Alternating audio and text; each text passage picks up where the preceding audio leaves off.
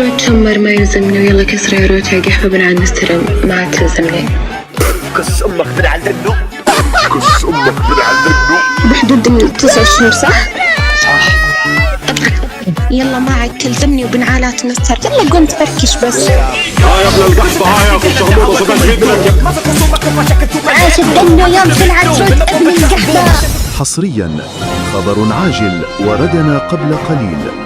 لقد قامت اللجنة العامة بالبحث والاكتشافات، وقد أظهر لنا اكتشافات وحقائق واعترافات من روت شامر، ومشاهدة ممتعة للجميع. انت ارسل لي رسالة غبي انك بتبيع الكرت زي كذا، ليش عاد؟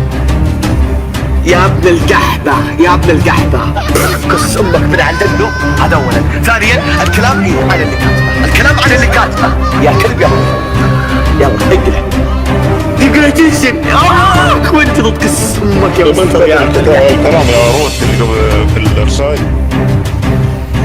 ايوه انا كاتبه يا ابن القحبه، وانا اللي بايع الكرت، ويلا كس امك مستر كسه يا ابن القحبه. روت على لأنه دقيقة، أنا كم صار لي أعرفك؟ من زمان. كم يعني بحدود كم؟ ما أذكر والله، بس من زمان ندانه.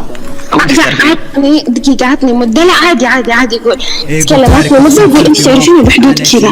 أنت تعرفيني دنو، تذكريني من متى؟ طيب من متى؟ عشت حبايب ها مسرع. 6 شهور. سميها. إيه صاروا حبايب. من 9 شهور. بالله دقيقة سميها أنت، لا أجي أسميها. أنت الحين وش اللي حارق قصدك؟ يا دنو يمكن 9 بعد أكثر. لا يا مستر. الصمة ينفجر المريض ولد الشرموطة، يعني ما أدري عنه. خليك أمك. روت أنا صار لي أعرفك يمكن بحدود 9 شهور صح؟ صح. يلا ما عاد تلزمني وبنعالات نستر، يلا قوم تفركش بس. ليش يعطيك دروس لانك شلت كل المواد؟ اجل العن غبائي وغبائك بذا الهول، اصدمك زياده حتى البرق يا سفول طالب جدا. طبعا السلام الكلام اليوم ويانا وياكم ارشيف ابن القحبه اخو الشرموطه ابن المليوكه ولد ام علاوه ابن قال له تشمر حسك ترفع يا ابن القحبه اللي دوس حوسك حوس يا اخو الشرموطه فاهم؟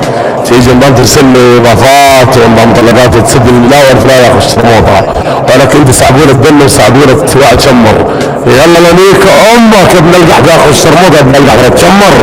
هذه مو عليك الا على شربك يا ابن القحبه يا اخو الشرموطه يا ابن القحبه يا غواد. يلا لنيك امك يا اخو الشرموطه رد.